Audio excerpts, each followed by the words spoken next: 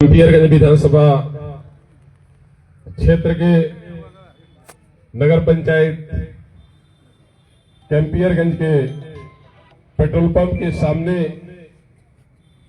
आज एसआईआर के तहत एक दिवसीय प्रशिक्षण शिविर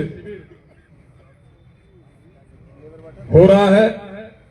इसमें उपस्थित जिला के जिलाध्यक्ष समाजवादी पार्टी के ब्रिजेश कुमार गौतम जी, बड़े भाई साधु यादव जी, पूर्व विधानसभा अध्यक्ष विजय गिरहरी जी, तारकेश्वर पाल जी, राम सूरत यादव जी, डॉक्टर जयप्रकाश यादव जी, जिला पंचायत के पूर्व जिला पंचायत सदस्य भोला यादव जी, बड़े भाई विनोद चंद्र यादव जी, सोनू यादव जी, लोहिया जी, संभवतः यहां से चले गए, कहां गए? सांस्कृतिक प्रकोष्ठ के सभी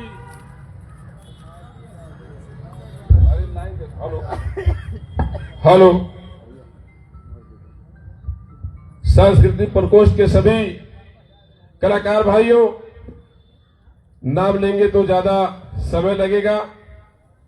उपस्थित सभी सम्मानित पिता तुल्य बुजुर्ग नौजवान साथियों, आप सभी लोगों का हार्दिक स्वागत अभिनंदन में वंदन करता हूं।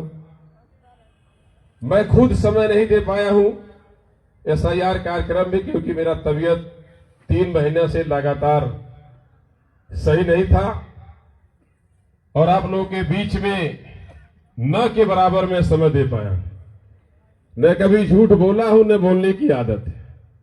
झूठा हम कह दें कि हर जगह गए थे, मैं कहीं नहीं जा पाया था। प्रयास किया था कि अपने पीपीगंज के अगल बगल जितने भी क्षेत्र हैं वहां अपने साथियों से लगातार फोन से संपर्क करके उनको प्रोत्साहन हमेशा देते थे कि आप लोग लगे रहिए, क्योंकि अगर वोट कट गया तो सबसे बड़ा हथियार है हमारा वोट ही है। अगर हम इसमें पीछे हो जाएंगे तो निश्चित तौर पर सफलता नहीं मिल पाएगी। तो साथियों, जितने साथी यहां पर आए हैं सब लोग जिम्मेदार हैं और जिम्मेदारी आप लोगों को लेना पड़ेगा। कहीं से भी होपलेस होने की जरूरत नहीं है।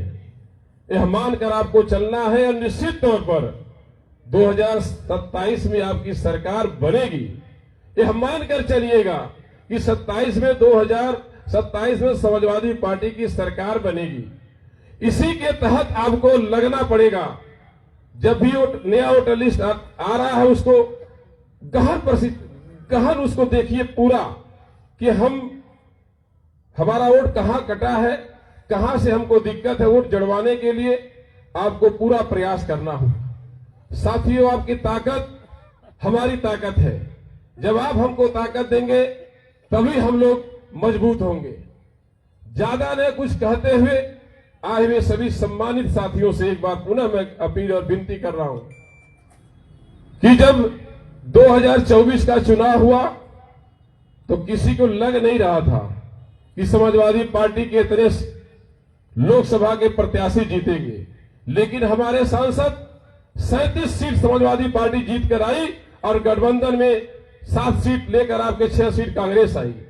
तो हमें कहना चाहते हैं कि आपके पास वोट बहुत ज्यादा है, लेकिन हम लोग जागरूक नहीं कर पाते हैं। जागरूक करने के लिए अब देख लीजिए पीछे बैठे हैं इंदरपुर के पूर्व प्रधान जोगिंदर भाई मोस्ट टंटना के पूरा के हम लगे हुए हैं। तो लगना पड़ेगा, सबको लगना पड़ेगा। जब से जो भी लोग होंगे 22 साल 24 साल के 30 साल के, जब से आप लोग होश संभाले होंगे तो आपको लगा होगा कि विधायक आपका वह बाटे, लेकिन कैले का बाटे कुछ नहीं किए हैं। जो लोग कहते हैं विकास पुरुष, किस बात की विकास पुरुष? हम उनका नाम नहीं लेंगे। किस बात का प्रधान है होते हैं तो बजट पाते हैं, काम करवाते हैं। आप विधायक हैं, आप पैसा पाते हैं तो आप काम करवाएंगे। कोई नई बात नहीं है। तहसील में क्या हो रहा है, ब्लॉक में क्या हो रहा है, क्षेत्र में क्या हो रहा है, कोई मतलब नहीं है। क्षेत्र के लोग लूटे जा रहे हैं। पैमाइश करवा लीजिए तो आपको मालूम होगा कि एक पैमाइश के क्या रेट है। क्या स्थिति तहसील की है, छिपा नहीं है। क्या स्थिति क्षेत्र की है, छिपा नहीं है। खाद के लिए लोग भटके हैं इस बार। शर्म की बात है, हमारे जिला गोरखपुर में खुद खाद बनता है। 17,500 बोरी प्रतिदिन का संभवतः प्रोडक्शन है, लेकिन हमको खाद के लिए दर दर भटकना पड़ा है। 266 के जगह 400-500 देना पड़ा है। यही सरकार की मानसिकता है। हम लोग विचार नहीं कर पाते, अपने आप को सोच नहीं पाते हैं, गलत निर्णय ले लेते हैं। जो लोग कहते हैं हम लोग बीजेपी वाले खुद परेशान थे, खुद वो लोग परेशान थे खाद के वितरण में। अभी से थोड़ा दिक्कत हुआ कि गेहूं में दिक्कत हुआ। हम लोग जब आपका धान का बैठौनी हुआ उसके पहले से खाद की दिक्कत है। ये दिक्कत बढ़ती जाएगी, बेरोजगारी बढ़ती जाएगी, हम लोग पीछे होते चले जाएंगे। लेकिन हम लोग चेतेंगे नहीं, सोचेंगे नहीं, अपने आप को जागरूक नहीं करेंगे तो हम लोग बहुत पीछे चले जाएंगे। इसीलिए साथियों कि हमको और आपको जागरूक होने की जरूरत है। आने वाले समय में ग्राम प्रधान का चुनाव है, जिला पंचायत का चुनाव है, आपके सर पर चुनाव है। इसमें अगर हम लोग जागरूक नहीं होंगे तो हमारा वोट इतना ज्यादा कट जाएगा जैसे बिहार में हुआ। बिहार के लोग लापरवाही में जुट जाएगा, लोग ध्यान नहीं दिए। अब परिणाम आपके सामने है। परिणाम आप लोग सभी लोग देख रहे हैं, क्या परिणाम है। उसी प्रकार यहां का जो भी कार्यक्रम चल रहा है उसको सुचारू रूप से देखने के लिए हमारे सभी बूथ प्रभारी साथी, बीएलओ प्रभारी साथी, सभी जिम्मेदार साथी, आप सभी लोगों का जिम्मेदारी है कि थोड़ा सा समय दे दीजिए। हमारे पार्टी के कार्यक्रम तो रोज लगता नहीं है। 2 महीना, 1 महीना, 4 महीना, 3 महीना में एक अगर कार्यक्रम होता है तो उसमें आपको कुछ न कुछ सीखने की जरूरत होती है। हम लोग के द्वारा जिला से आए हुए हमारे जिलाध्यक्ष अभी प्रभारी महोदय चले गए, तो कुछ न कुछ हमको ग्रहण करना चाहिए कि हमारी जिम्मेदारी क्या है। हमारी जिम्मेदारी जब बढ़ेगी तो हमारे लोग जागरूक होंगे। जब हमारे लोग जागरूक होंगे तभी हमारा वोट बढ़ पाएगा, तभी हमारी सरकार 2027 में बन पाएगी। 2027 में अपने आप में आपको ये मानकर चलना है, कहीं से होपलेस होने की जरूरत नहीं है। यह मानकर चलना है कि गोरखपुर जिला है। गोरखपुर जिला ये मुख्यमंत्री का जिला है। मुख्यमंत्री के जिला में क्या स्थिति है खाद की, क्या स्थिति है तहसील की, तो अन्य जिला में क्या स्थिति होगा, इसके बारे में आपको सोचना कि जब हमारे जिला में खुद स्थिति है, यहां के लोग खुद किसान नाराज हैं, तो बाकी जिला की स्थिति क्या होगी। बाकी जिले में इनकी स्थिति बहुत ही खराब है। जब यहां की स्थिति खराब है तो कितना ज्यादा अन्य जिला में होगा, इसके बारे में सोचना पड़ेगा आपको। हम लोग लगातार पीछे हो जा रहे हैं, चेत नहीं पा रहे हैं, सोच नहीं पा रहे हैं। जब तक सोचेंगे नहीं, चेतेंगे नहीं, तब तक जागरूकता उत्पन्न नहीं होगी अपने आप में, उमंग नहीं उत्पन्न होगी। जब तक उमंग और उत्साह आपके अंदर नहीं होगा तब तक विकास और आप आगे नहीं बढ़ पाएंगे। मैं कहने के लिए आप लोगों के बीच में भी आया हूं साथ। आप लोग हमारे स्तंभ हैं, आप लोग हमारे भाग विधाता हैं। आप लोग जो चाहेंगे वही होने वाला है। आप लोग मेहनत करेंगे सफलता मिलेगी, आप लोग मेहनत नहीं करेंगे तो निश्चित तौर पर असफलता हम लोगों को मिलेगी। हम लोग हमेशा पार्टी के लिए समर्पित रहे हैं, रहेंगे, आजीवन रहेंगे, लेकिन उसके साथ आप लोगों को भी समर्पित होना पड़ेगा। हम लोग कोई भी लड़ने चुनाया है, एक कभी नहीं हम लोग की काजा लाई, राम भुआल जी आए, बद्री जायसवाल जी आए, काफी लोग आए, लेकिन हम लोग हमेशा सीना तान कर अपने कार्यकर्ताओं के साथ खड़ा रहे हैं। लेकिन विडंबना की बात यह है, दुख होता है कि प्रत्याशी को आना चाहिए। इससे हमारे अंदर एक जोश उत्पन्न होता है। निर्णय तो राष्ट्रीय अध्यक्ष जी को लेना है, कौन लड़ेगा कौन नहीं लड़ेगा ये हमारे ऊपर नहीं है, ये तो उनके ऊपर है। लेकिन लड़ले या लड़ली न गईली, इससे थोड़े चलेगा। कौन यादव लड़ा?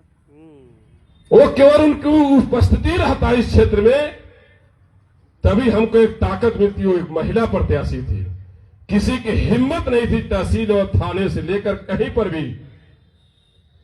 जीता हुआ विधायक उसके सामने, उनके सामने फीका पड़ जाता अगर केवल क्षेत्र में बनी रहती। ये मैं कहने के लिए भी आया हूं, मैं कहता नहीं हूं कभी, लेकिन दुख होता है कि हम लोग कहां पीछे रहे। घर द्वार बिजनेस छोड़कर सुबह से शाम तक कार्यालय बस 7 बजे पहुंच जाना, कौन सी गाड़ी कहां जाना है, कहां किस क्षेत्र में जाना है, जैसे अपना चुनाव वैसे उनका चुनाव। समाजवादी पार्टी जो सच्चा सिपाही होगा उसका ही कर्तव्य है कि कोई भी प्रत्याशी आ जाए उनके लिए समर्पित रहता है। हम लोग समर्पित रहे, हमारे कार्यकर्ता समर्पित रहते हैं, लेकिन दुख उसी बात का है। बदरी जायसवाल चली गए मलिमन भाई, क्यों दर्शने नहीं के लिए चुनाव हारने अब चली गई। यही हाल इनका, सबका हाल यही हुआ। हम लोग कितना मेहनत करके परवीन निषाद को जिताए थे। यहां हमारे बहुत से निषाद भाई आए हैं। इंजीनियर परवीन निषाद जब पहली बार कार्यालय पर मीटिंग हुआ तो अध्यक्ष जी मैं कहना नहीं चाहता हूं कि मैं कह रहा हूं, पहली बार जब उनको टिकट मिला, कार्यालय पर मीटिंग हुआ तो हमारा हाथ पकड़े और ले गए पीछे, कहे सुरेंद्र भैया कैसी बोलब, हम आज तक बोल रहे बाटी, हम क्या कहे बा। तो हम कहे आप कुछ मत कहिए, कहिए इतने कह दीजिए कि आप लोगों को सहयोग की जरूरत है और राष्ट्रीय अध्यक्ष जी, समाजवादी पार्टी के राष्ट्रीय अध्यक्ष जी हमको भेजे हैं। उतना ही बोल पाए थे, इससे ज्यादा नहीं बोल पाए थे। हम लोग गलती क्या की थे? कार्यालय से लेकर होटल से लेकर गाड़ी घोड़ा सब कुछ समर्पित कर दिए, लेकिन वो भी भाग गए। अरे आप भाग गए तो अच्छा किए, लेकिन किस लिए भाग गए? आरक्षण के लिए भाग गए कि मछुआरों को आरक्षण मिल, निषाद भाइयों को आरक्षण मिलना चाहिए। आरक्षण तो आप दिलवा नहीं पाए। आप तो ये नहीं कह सकते हैं ना कि हमको समय नहीं मिला, बहुत समय मिला। केंद्र में आप है, राज्य में आप है, कब मिलेगा आपको? किस लिए चले गए?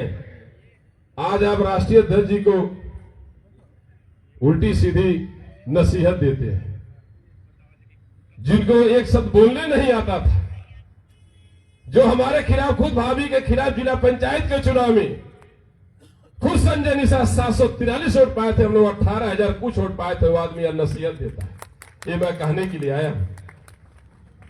अरे जहां गए हैं हमको भी खुशी हो गया। हमारा गांव तो आधा निषादों का गांव है, हम लोग कितना खुशी होगा कि आपको आरक्षण मिल जाएगा। तो हमको भी खुशी हो गया कि हमारे भी भाई, हमारे नौजवान साथी तरक्की करेंगे, नौकरी के क्षेत्र में जाएंगे। लेकिन इस सरकार में नौकरी नहीं मिलेगा। इस सरकार में आउटसोर्सिंग के द्वारा 12,000, 13,000, 14,000 आपको तनख्वाह मिलेगा। पूरे उत्तर प्रदेश में राजकीय विद्यालय, इंटर कॉलेज जो भी है, जहां भी पद खाली था सारे पद भरे जा रहे हैं। तनख्वाह कितना मिलेगा? 11, 12, 13,000। 12, 13,000 से आपका परिवार नहीं चल पाएगा। आप अपने बेटी और बेटा को नहीं पढ़ा पाएंगे। जब नहीं पढ़ा पाएंगे तो जो धन वसु है, जिनके पास पैसा है, वही राज करेंगे, वही अपने बेटे को अच्छी शिक्षा दे पाएंगे, उन्हीं के बेटा आगे बढ़े। कहीं किसी ग्राम सभा में कोई एक का दुख का लड़का आगे निकल गया तो अलग की बात है, लेकिन हम लोग बहुत पीछे चले गए। तो हम कहना चाहते हैं साथियों कि बहुत बड़ी जिम्मेदारी आपके कंधों पर है। उस जिम्मेदारी को आपको लेना है। बहुत हो गया, थोड़ा नहीं हुआ, बहुत हो गया। अब तो परिवर्तन का मूड बनाइए। कब बनाएंगे? निगेटिव बात आप करिए ही मत। इतना ही कहिए कि क्षेत्र का नौजवान या क्षेत्र का कोई भी प्रत्याशी जब तक यहां का प्रतिनिधित्व नहीं करेगा तब तक आपका छोटा मोटा काम बिना पैसे का नहीं होगा। उनके लोग भी फोन करते हैं, देख लिया हो, अरे जो थोड़ा बहुत लगी ले लिए, लेकिन कह दी है। लेव लहने गबो नहीं होता। मौके पर गए पैमाइश करने के लिए, दो चार लोग हल्ला कहने अपन चल रहे, मोटरसाइकिल स्टार्ट के वापस चले गए। क्या करे भाई, हल्ला हो रहा था, पैसा आपका तो गया, कौन पूछने वाला है। और ज्यादा न समय लेते हुए एक बार पुनः आए हुए सभी सम्मानित साथियों का हार्दिक स्वागत, अभिनंदन एवं वंदन करते हुए अपने वाणी को विराम देता हूं। और एक बार पुनः मैं कहना चाहता हूं कि बहुत कम समय है, इस कम समय में आप लोग जागरूक होकर जहां भी जिसका भी नाम छुटा, भी नाम जुड़ने के लिए मौका आपको मिल रहा है, उसमें आप लोग पूरा जागरूकता के साथ लग जाइए ताकि अपने लोगों का नाम न कटने पावे। इसी के साथ अपने वाणी को विराम देता हूं। जय हिंद, जय भारत। अखिलेश यादव जिंदाबाद। जय हिंद, जय भारत।